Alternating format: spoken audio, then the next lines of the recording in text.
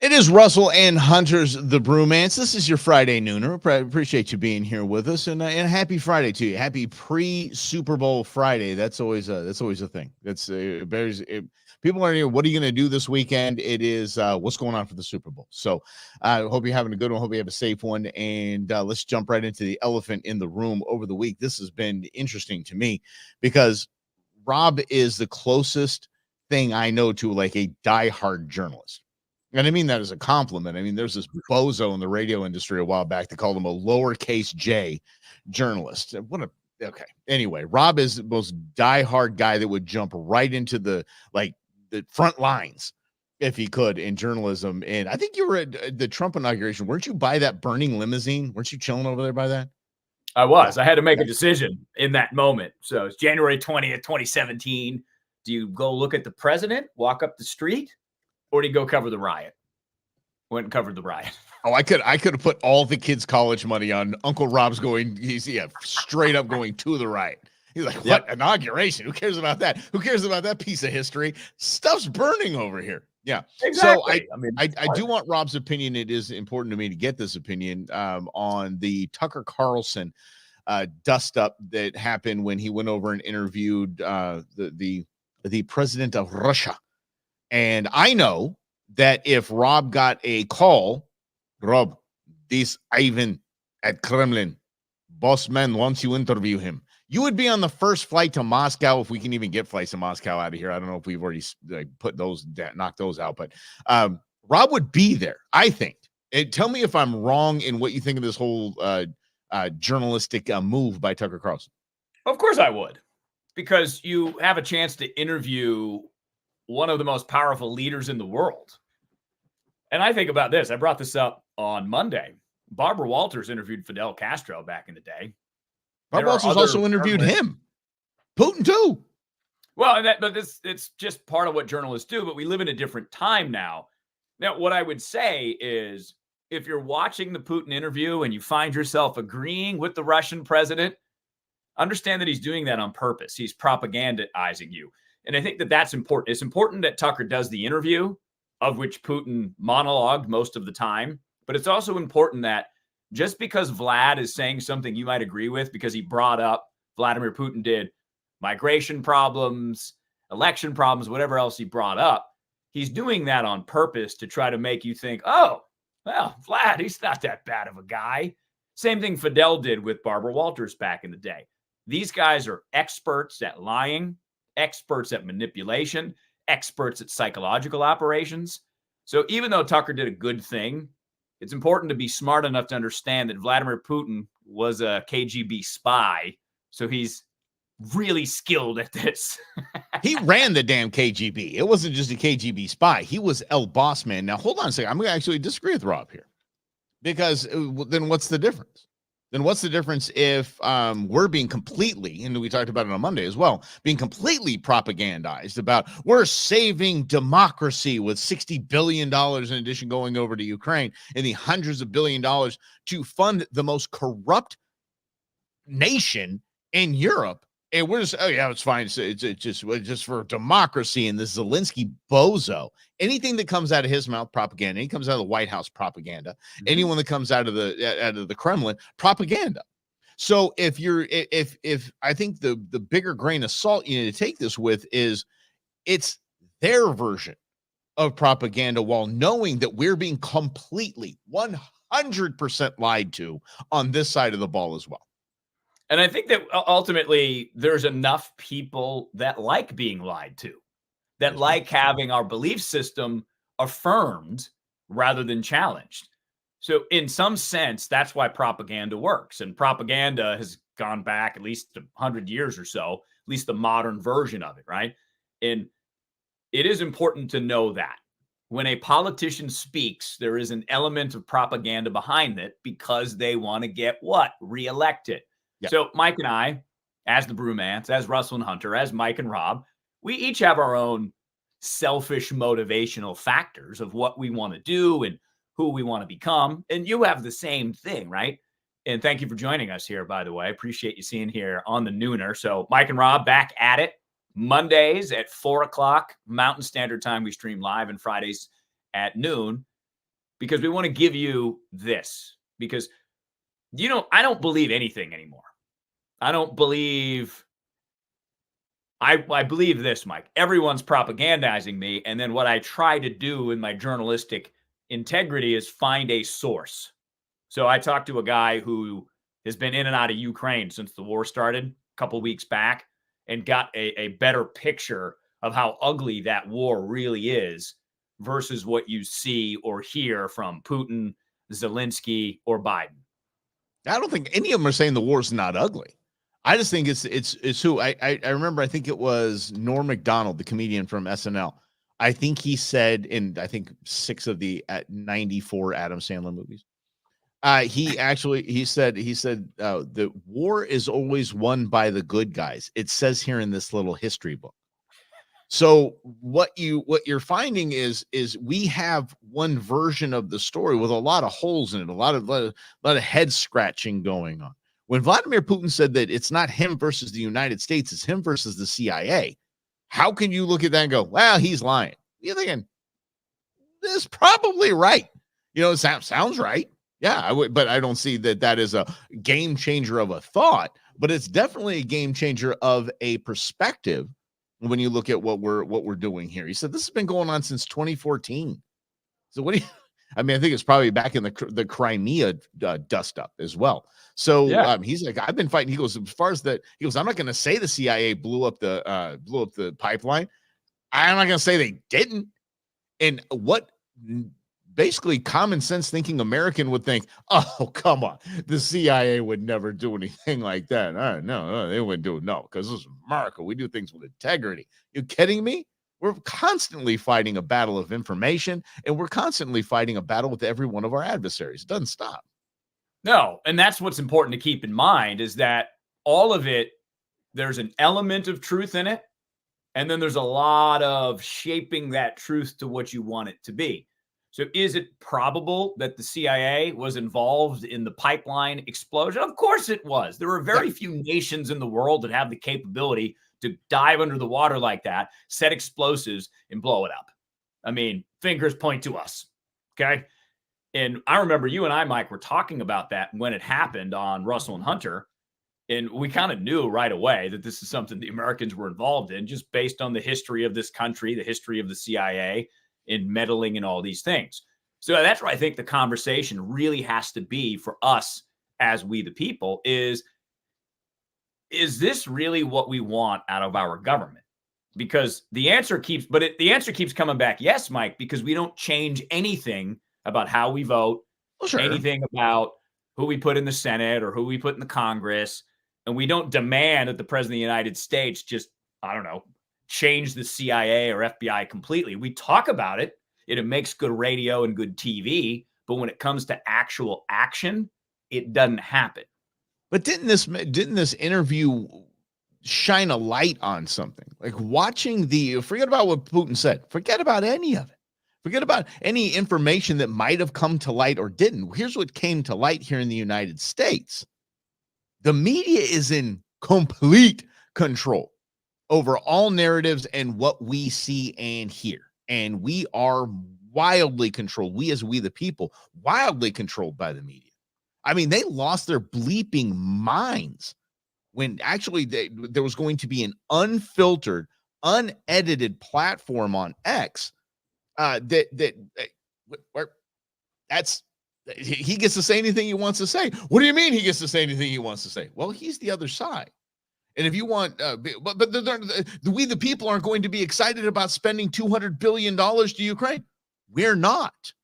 As a matter of fact, the reason why this was a big interview is I think we the people look at it and go, I actually do want to hear the other side. I do. If we knew where this 200 and some odd billion dollars went to the Ukraine and not gone to freaking Zelensky's super yachts, I probably wouldn't even care what Vlad had to say. But I think we the people are so sick and tired of funding this corrupt little twerp in Zelensky, the dictator taught himself. We wouldn't care, but we are, so we cared. Yeah, I mean, I understand that line of thinking, certainly, but the media is much different than the media of 20 years ago. 100%. The New York Times actually last night after, Biden, the special counsel came out and basically said Biden's a fragile old man who's well-meaning. We won't charge him with disseminating classified information because he's too old. He's too old. Biden comes out and he defends himself and says, my memory is fine. Well, the New York Times write-up was basically advocating for the Democrats to pull the plug on Biden, that it is his biggest weakness and he might lose to their message was in the New York Times, Biden might lose to Trump because he's old and weak, and this is the weak spot of him. So I think that for the media, I just find it to be so desperate what they're doing and trying to cling to any relevancy they can because they used to have control. Like when we were kids and there was 3 news channels, what's his name? Cronkite, Walter Cronkite controlled the CBS News. And 100%. NBC did the same thing and ABC did the same thing. Mm-hmm. Then there was newspapers, but then there was the internet and there's no more guardrails on information. So I look at the media and their response to this Tucker as what the media is, desperately trying to regain something they can, which is control over all the narratives. Yes. Because they want to shape the way that you think. They don't want Tucker Carlson to do it. And think about what you will. Think what you will about what's going on with Twitter and X. Thank God the man bought it. Thank God Elon Musk bought it. We would have never seen a Tucker Carlson or any interview with Vladimir Putin. Wouldn't even heard of it had it not been for that. So yes, it is a desperate clinging for it, and it isn't just proper dissemination of information. No, it's dissemination of the information that they want you to have. And I think it's fantastic. And when I say those, I mean those in power. More power, more dissemination of this Tucker Carlson interview. I hope every American sees it just to thumb a nose at this media establishment that just, no, we can't have him do it. He's a conservative. He hangs out with Trump. He can't interview Vladimir Putin. George Stephanopoulos, you get back over there and you do it because you did it once. You should do it again.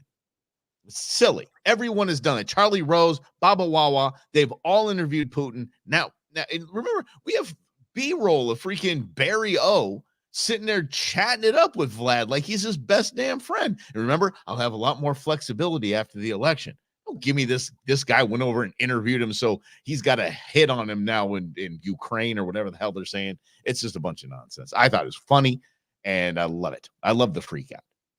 Well, that's all we have left as a media. And that's, I think, one of the challenges at the old place we used to work at. Everything is a freak out. And we could even add Taylor Swift into this.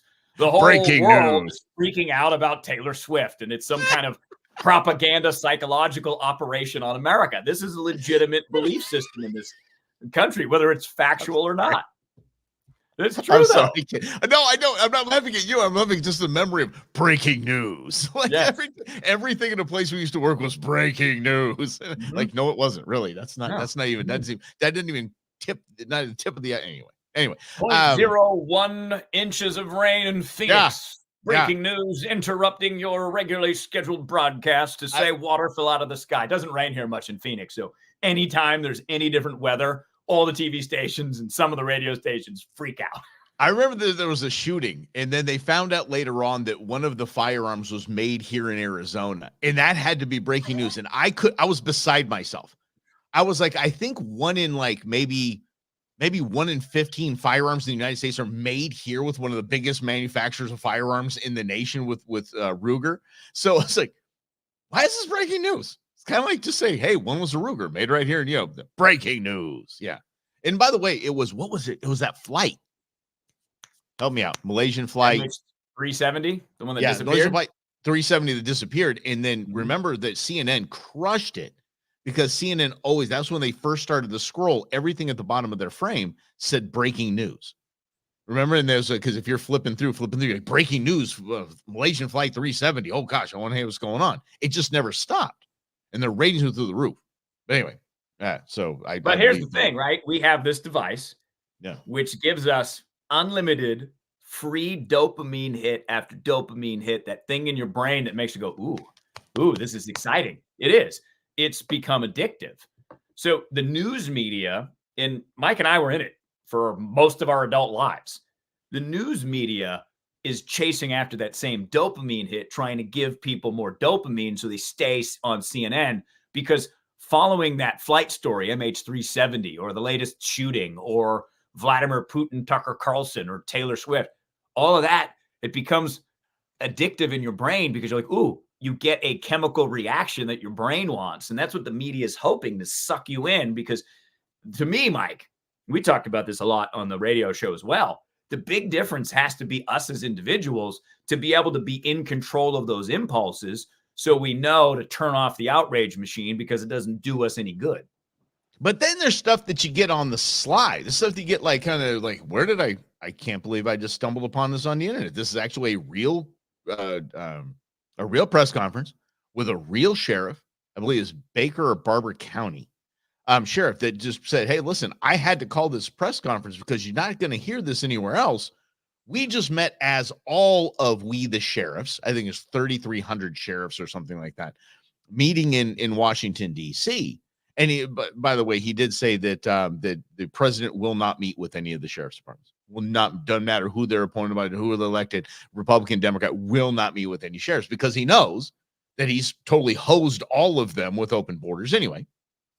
He said, Director Wray of the FBI, Rob loves the FBI, of the FBI, said that there are more red flags now, infinitely more red flags. Oh, here we go. Okay, go ahead. Just say what book you have there, Rob. Go ahead. Subversives.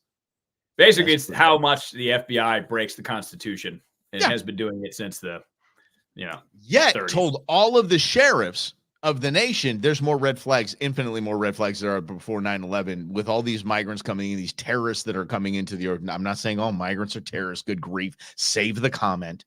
The actual terror watch list people that are coming through the southern border. He said it's not a matter of if there's a major terror attack, it's when. I just saw that. Did you see that on? Did Anderson Cooper talk about that last night? No. Did anyone on Fox News talk about that? No. Okay.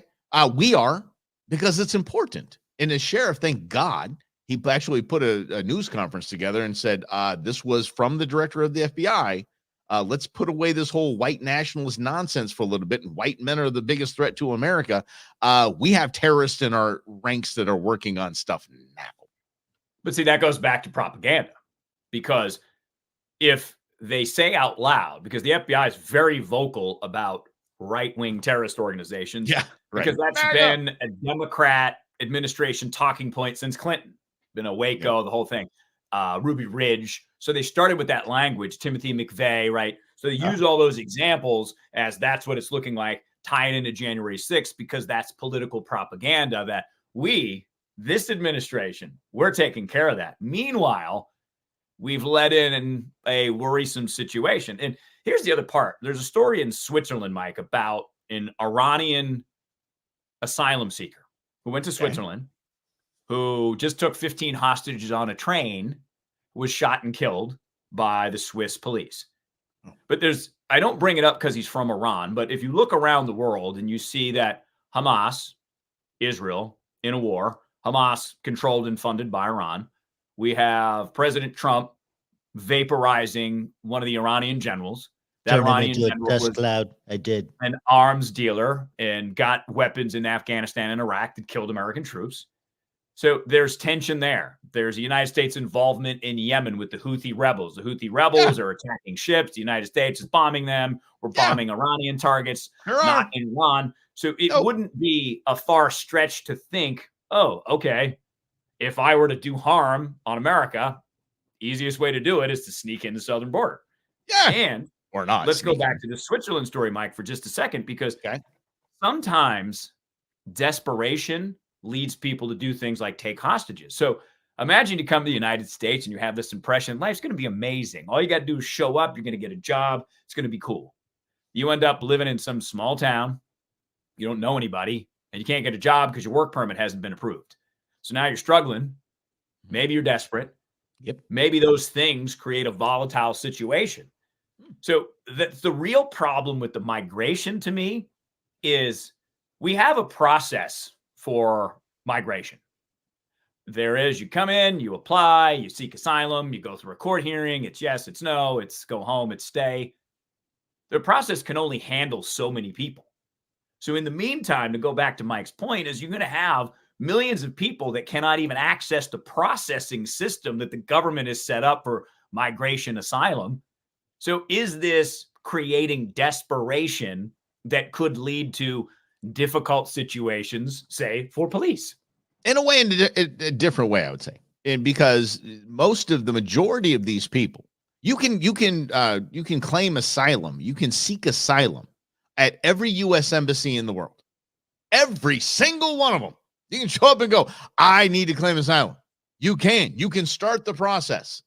So that's a bunch of nonsense that the administration pulled on you, saying that, hey, listen, these people are just asylum seekers, so we need to let them in. No, they had ample opportunity to go to any one of our embassies around the world and start the process. Now we welcome them here with an open border and say, oh, gee, we don't have enough of this. It's a broken asylum process. No, you invited them here, circumventing the entire genesis of everyone's asylum seeking story, and now it's our problem, or it's the MAGA Republicans because they broke the immigration system. It's a bunch of nonsense. But what we have is, I don't know if you saw this, Rob, I don't know if you saw this.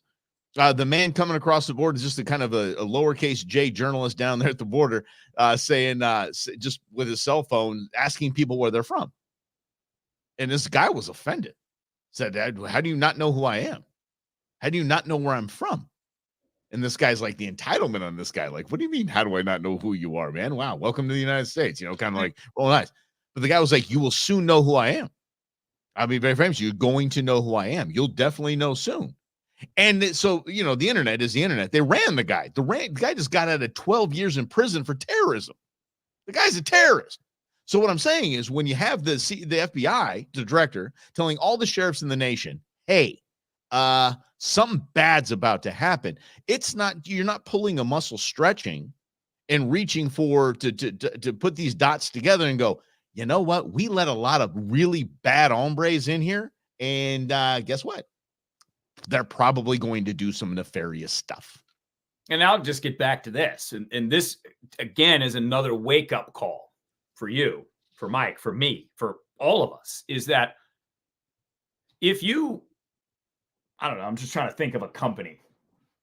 If you were loyal to a company and you kept buying their products all the time, but the product kept degrading year after year, the product kept getting worse, eventually you're going to stop buying the product because you're going to have that wake-up call that I need to do something different.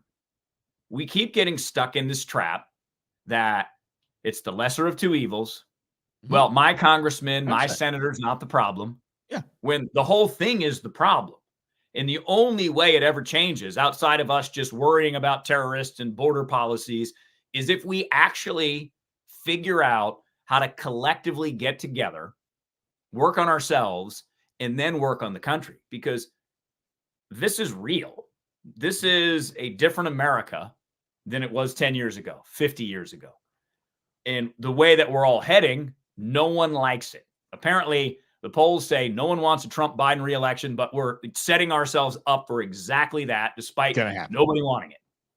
Where 60% of America is not wanting it. Okay, look, I spent 15 years in real estate, a lot of that in multifamily owned apartment buildings, things like that. There was a lot of deals where you had to do, especially during 2008. I was around during the big downturn, lost my ass. Lost everything.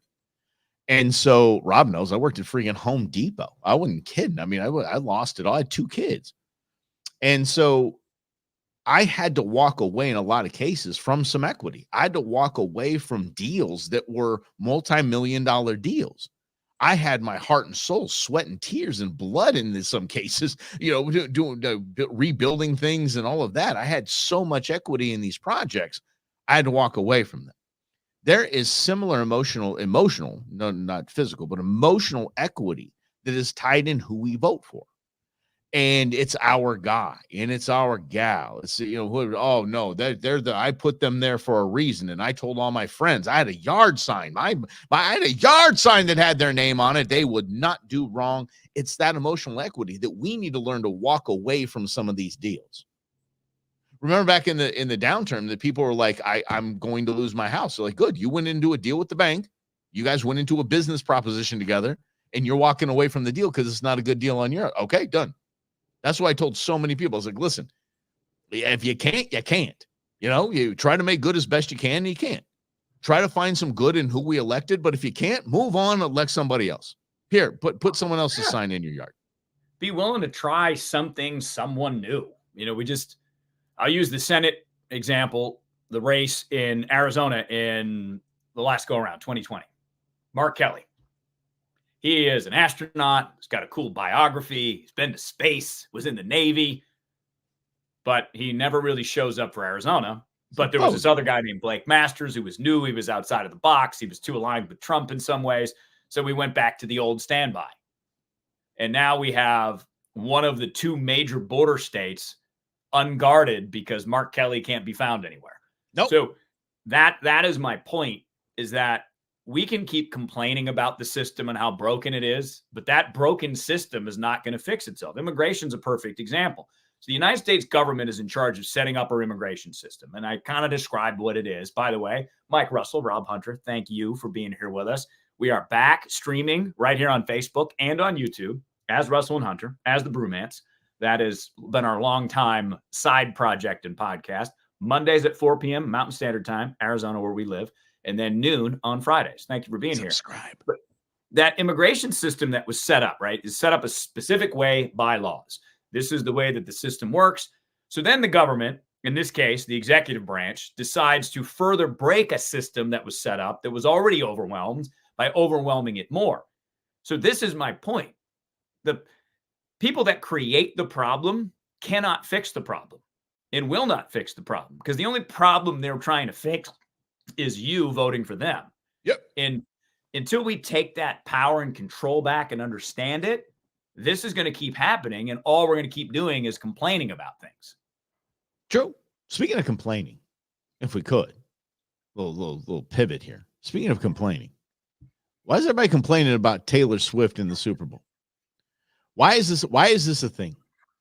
It's a thing because I'm telling you, I'm going on record right now. This is a complete psyop. If it's not a psyop, I got to tell you, it is a complete marketing juggernaut by the NFL in the T-Swizz camp after she had to sell her album licensing or whatever the heck you do in the music world.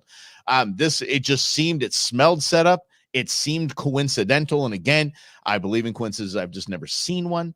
And I really don't want to watch the Super Bowl where it's constant. Every time Kelsey touches a ball or sneezes or passes some gas, they go to see Taylor Swift's reaction from it. It's just obnoxious. It takes away from the game. Yeah, I don't care. It doesn't bother me. I do not think it's a psyop. I think it's always about money, because that's usually a big factor in the world. And Congressman David Schweikert, who will join us on the Nooner at some point in time in the near future, he would say that too. That was his reminder to always was money, power, vanity, always comes back to money. So I look at things through the money lens rather than the psyop lens, because here's the other thing. I really don't believe they're that smart enough to be a Bond villain to pull off this psychological operation without anybody finding out, because it would be really difficult in this day and age to coordinate that, in my opinion, to pull that off and not have anybody notice, because there are very few things in America that bring that many people together. The NFL and Taylor Swift are about two of those things. Yeah, so that's why it's a psyop. But here's the other part about it. If it is a psyop, it is working because all you're doing is talking about the psyop. So all you're doing is bringing more attention to the Super Bowl and Taylor Swift, which defeats your whole purpose. Because here's the thing. If you're worried about Taylor Swift swinging this election to Donald Trump, which is really what this belief is behind a psychological operation, is saying Donald Trump couldn't possibly use unless Taylor Swift swung voters. No. If that's your case and that's what you believe, you're actually bringing more attention to Taylor Swift, which might attract more people to her, which might actually help Biden win the election. So you're literally shooting yourself in the foot. Yeah, that's why it works. I'm not shooting myself in the foot. I'm just calling it what it is. I'm not saying it's not going to work. I'm saying it's working swimmingly. Absolutely, it's working. Look at Captain Pfizer's half of this equation, by the way. Come on. I mean, all of a sudden, Kelsey's doing shot commercials about Pfizer and COVID shots when no one has even mentioned the word COVID in the last how long? So it's that. Plus, by the way, it is documented. The intelligence community did approach the Swift camp about some sort of being part of something. I forget what the heck it was, but it's not out of the realm of possibility. And by the way, she hasn't thrown her lot behind Biden. Neither has Kelsey. They're just throwing an anti-Trump operation. That's what, I mean, she's posting the picture. I think it said, nope, not again, or something like that. It had the Trump hair at the tie. Things in videos of her crying, talking about Donald Trump and how mean he is. And how could not look at, remember back in the COVID days when they were talking, I don't know if it was when they were talking about social distancing or the vaccinations, but they had like the Jonas Brothers and all these boneheads going to the White House, these influencers going to the White House to do that kind of an operation. That's a psyop, and we know that was. So we just saw what it was: propaganda, psyop, same. But who's running it? Who's the smart person that runs this whole thing? Who's the Bond? The smart person that got a dementia-filled knucklehead into the White House. The same person that said we can literally run a campaign from a basement with a man that has more racist history than anyone in Congress, and we're going to go ahead and make him president. Same people. But I don't actually think that was that hard. I think that they made the message about Trump, and that was that. And that's the psyop, if we're going to talk about this. Every election is a psyop. Sure. Because every presidential candidate is trying to psychologically influence you to vote for them. I didn't say it wasn't. And that's all I'm getting at is that Then there's this other question. Okay, so now what? Let's say that Taylor Swift is a psychological operation on America. On Monday, we talked about the Smith-Mundt Act, which was passed in 1948 as an anti-propaganda measure, saying the United States government cannot propagandize America, but that was changed in 2013, 2014. So now it's not illegal. So now what do we do about this? Because that, I think, if this is true, if this is a psychological operation and it's run by the CIA or the CIA director, might as well just say America's lost, because what's the point? If they have gotten to Taylor Swift and Taylor Swift's going to influence the presidential election, might as well just either not pay attention and live my own life or wave the white flag and say, America, is nice to know you. Okay, I don't say it's run by the intelligence. Just because it's a psyop doesn't mean it has to be run by the intelligence community. You look at somebody who doesn't seem to be really interested in much more than herself and has that big of firepower and that big of, I mean, the reach is absurd that she has. It's not hard for a campaign. It's not hard for a party to get either under that one's skin or behind that one to support their cause. I mean, that makes nothing but sense to me. It doesn't mean the intelligence community has to be a part of it. And to think that I'm not even implying that this is their only thing. If it is a campaign deal, it's the DNC. This isn't their only play. This is just a big part of their plays. I would say one of the better plays in their playbook, because it's working. Well, when you're motivated to do one thing, win an election, you'll do everything you can. So I'll use myself as an example. In my radio career, I had to move several times. I moved 6 states in 7 different years, or 6 states over 7 years. Ouch. I got fired from the only job I wanted, and I had to regroup. And then Mike and I ended up at KFYI together. But it was this long journey, but nothing was going to stop me from getting there. So political campaigns are the same way. So of course they're going to look for the big endorsement, a Taylor Swift that might be able to swing 20% of the electoral, because there is a huge power in that. So that isn't surprising. And if it's a psyop, it's no different than any other psyop that's been pulled, because you go for the highest banking celebrity and try to get them on your team. Never said it was wrong. It's just a hell of a play. Hell, Rob and I have talked about this for years. Democrats are winning because they're outplaying the Republicans. Period. End of story. Step of the way. I mean, the Republican Party you can't look at the midterms. You cannot look at the midterms and say, with the economy the way it was, with this bozo running the show, that we didn't just come in with a red tsunami. You can't look at that and go, oh, we were outplayed, because it wasn't even a ripple. You get tsunami. So, I mean, the Republicans are just straight up getting outplayed. So this is a brilliant move. You think about this. The largest viewing audience in Arizona, I mean, in the United States, is the NFL. That's it. People are paying billions to be the official blank soft drink, truck, whatever, insurance sponsor of the NFL. Billion. So much it cost. And by the way, the cheapest ticket right now is at $8,400 to the Super Bowl. $8,400. And if you want to know why it is that way, because there's so few tickets that are available for purchase, the majority of the tickets go to those companies that paid $1 billion to be the official XYZ of the NFL. Anyway, so you take the NFL and you make the biggest pop star in the country a part of the biggest sport in the country. The fan base is expanding exponentially. And then you take the new queen and king and queen of the pop world, Kelsey T. Swizz, and you say that guy shouldn't be president. That is a huge, huge play. Not saying, again, I believe it's a psyop because I think it's textbook, but it's brilliantly played. I'm not knocking it. It just is what it is. I'm just calling it out for what it is. Well, sure. And whatever label you want to put at, of course. Again, the I like goal psyop is because it sounds cool.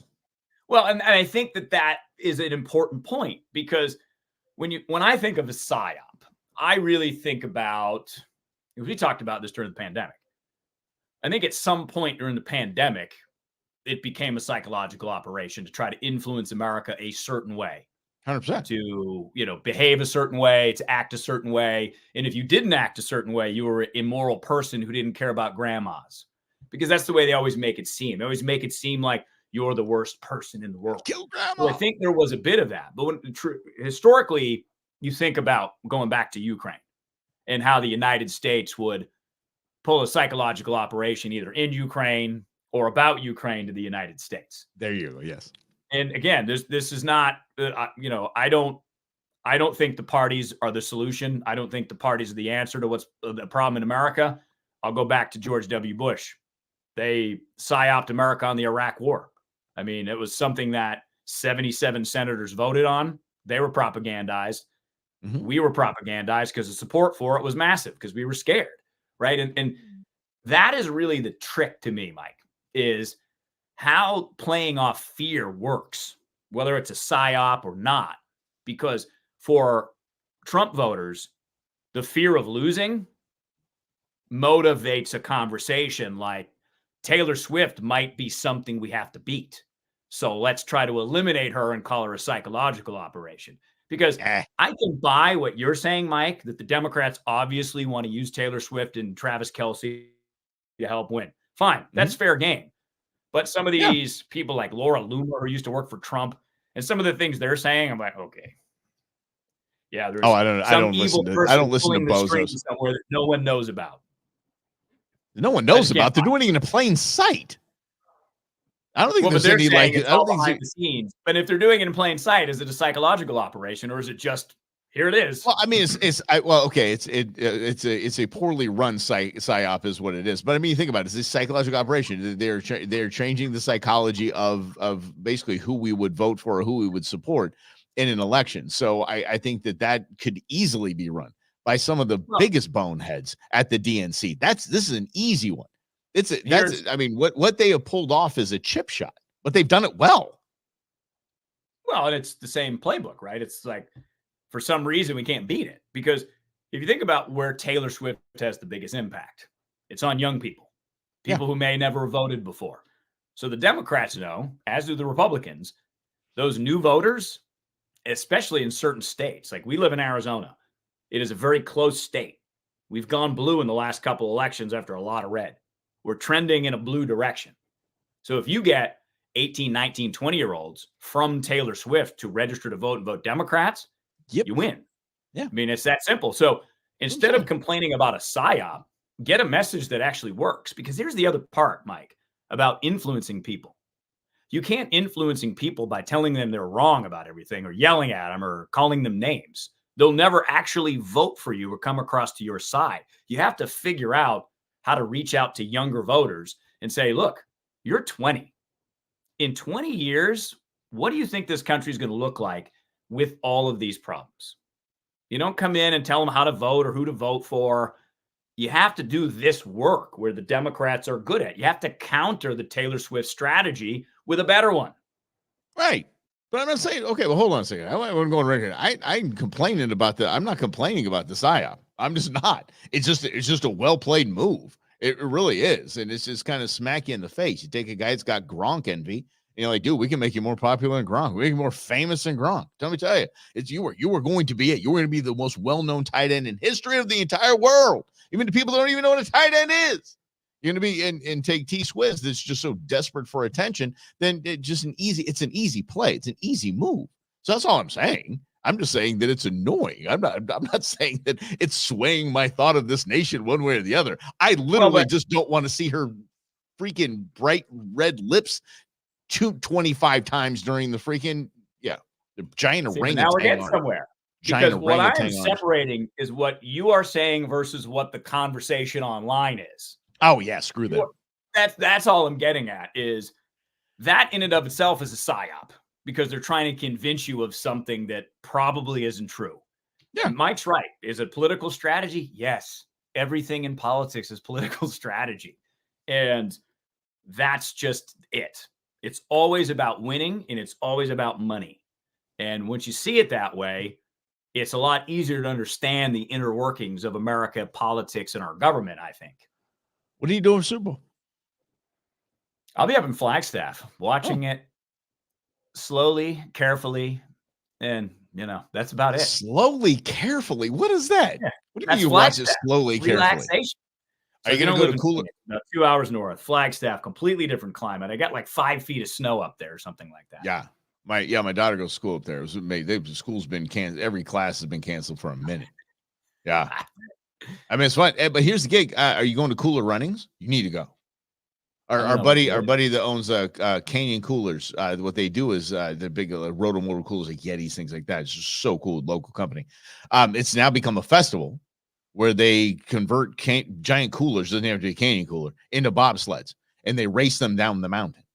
Cool. Just for funsies, just a festival kind of atmosphere, just got good stuff. They actually have a gold medal winning bobsled Olympians that are attending, and it's kind of a big event. So yeah, kind of really cool. That sounds fun.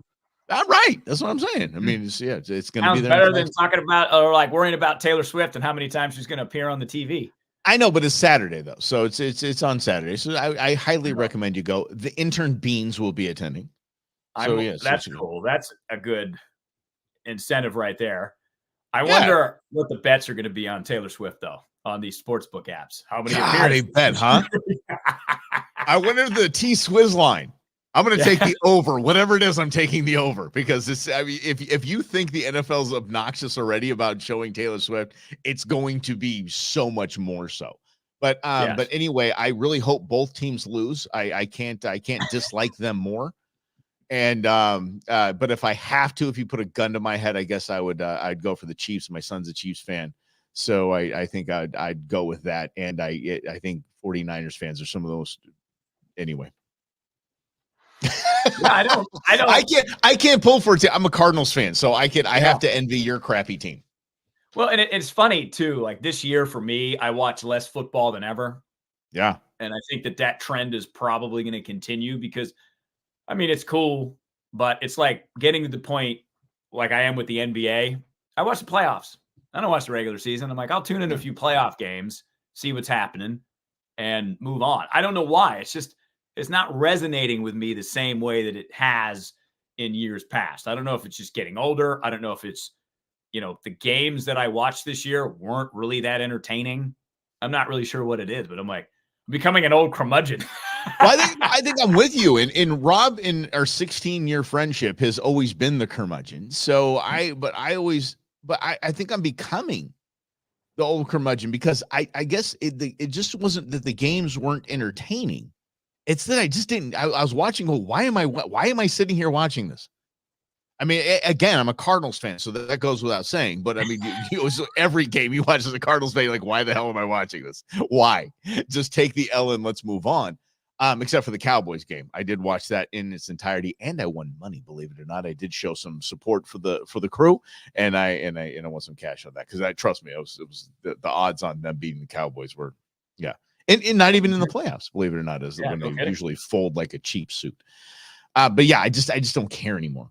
I really don't. And I think it's made it more that it's become like pop cultural T-Swiz. I think that's just kind of the thorn in my side. I hope there's some good commercials. That's what I'm betting on. That there's some solid advertising, and hopefully it's not woke, spread some stupid message. Just make me laugh. Just make me laugh or kick me in the feels every now and again. There's a couple Budweiser campaigns back in the day where it kind of kicked you in the feels of the puppies and whatnot. Do that, or just bring the Budweiser frogs back and let's just go with that. Yeah, I mean, the early read is the commercials. The goal is to not be offensive, so it's probably going to be more straight line of messages. Keep it simple, but we'll see. And I think that understanding for me that we live in an attention economy, so everyone's struggling to get attention because each one of us has personalized, individualized options. Many of them. Whether it's your social media feed, your news feed, something that going back to those dopamine hits that you get. I like to watch the sports for the performance still, especially in these big moments, because what I love is the mindset of the athlete that plays in the Super Bowl. Because if you're focused and you're zoned in, you're going to perform well.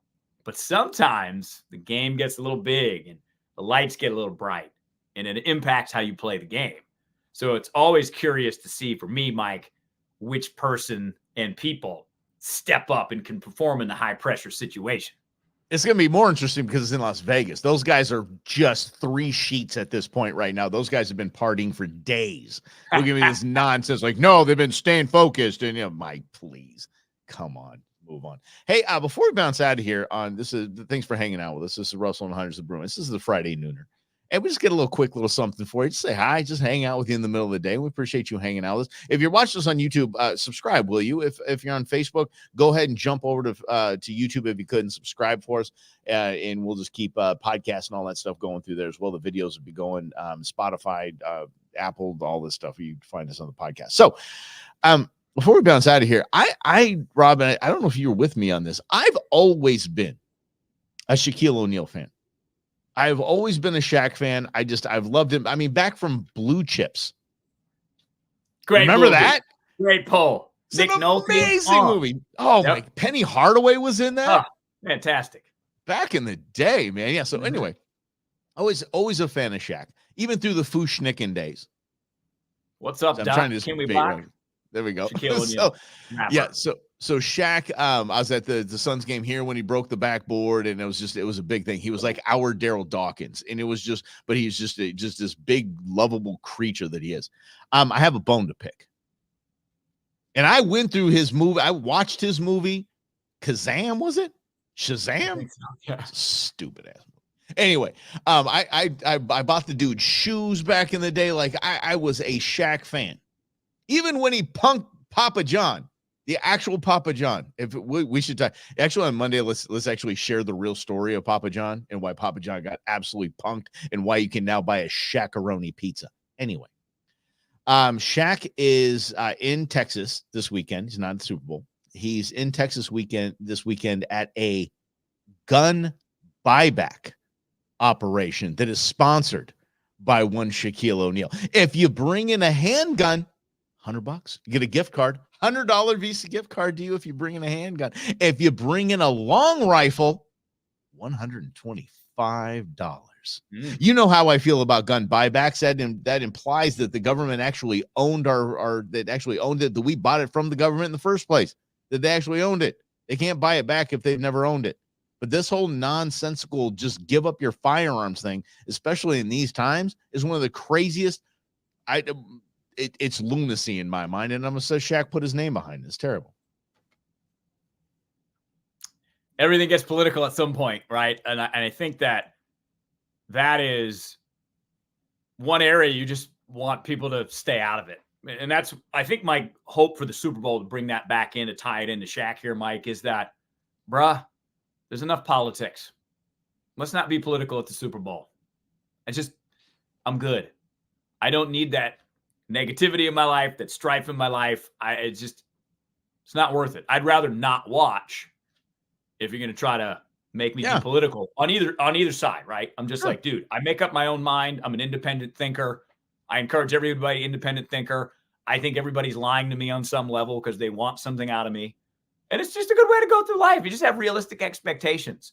So for Shaq too, it's just sometimes it's best to just stay in your lane. Stay away. Mm-hmm. Stay in your lane, bro. Just be Shaq. Everyone loves you, dude. Just stop. And by the way, during the Super Bowl, go ahead. He loves being like a law enforcement. He loves law enforcement. Yeah, he's a deputy. Mm-hmm. Volunteer deputy. Yeah. Before no, I forgot what I was going to say. Something about Shaq. What's new? Whatever it was. Oh, by the way, yes. Every any Pfizer or Moderna commercials that you see during the Super Bowl, the hundreds of millions of dollars they paid for those, remember that you paid for those. So you should watch them because we paid for them. You get something out of it. Hopefully they're entertaining. Maybe the Bud Frogs come back and shoot people in the arm with a COVID shot. Oh boy. No, I'm trying. Whatever. It's just something that can be entertaining. Holy mackerel. It's so funny. I have not talked about COVID and or a COVID shot in a very long time. No. It's very no. Mm-hmm. Yeah. No, my woman actually was feeling sick, kind of feeling down, just kind of like kind of run down. I'm like, I said it. How conditioned am I? I'm like, you should probably just take a COVID test. I don't know, just to see if you have it. Not that. Honestly, at this point in time, not like anything in your world is going to change. Like you would not change your pattern if it comes out that you have COVID. I mean, seriously, name anyone that's still following those types of guidelines, even after St. Fauci, the schmuck, came out and said, 6 feet was like we just guessed. Plexiglass, became an economy. Yeah. Mm-hmm. But see, it was very interesting. I always try to find the learning lessons in all these things for me personally, for all of us.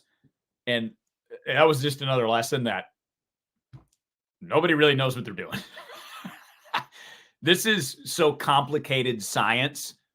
We're just not there yet. Maybe one day we as humans will get there and we'll be able to stop a virus from spreading across the world, but we just proved that we're not there yet. And we did do a lot of guesswork. And that's the lesson in and of itself, is that you have to figure out how to manage your own life, how to take care of yourself, how to believe certain things or not believe certain things. Whether you want to believe Taylor Swift's a psyop, it's really up to you. But what do you do with that information? Why is it useful laugh at it? Yeah, and maybe that's all you want. You just want to a laugh. Like, all I want. This is what America's come down to, is that we want the only pop star remaining to swing an election. Because there's no one that popular in America anymore. They pulled it. Remember back in the George Floyd days? Remember that? And it's funny, I say days. It literally is a chapter of American history. When in Nancy Pelosi, we thank you for your sacrifice. So they can gain more power and be idiots. Mm-hmm. When the NFL brought Jay-Z in, do you remember this? NFL brought Jay-Z. The NFL, this is what they do. They are a marketing machine. Roger Goodell's paid $50 million a year because he's a genius at his one job, and his one job is to make money for all of the NFL owners. That's his only job. He can have his players stab women in elevators and all that, and we can get through this. It's okay. He'll be playing in 2 weeks. Don't worry about it. It just is what it is. But I think the NFL is it's actually, especially Roger Goodell, solid case study. It's like goes back to the Vladimir Putin thing. Vladimir Putin's not stupid. The man's very, very intelligent, smart. He knows how to market.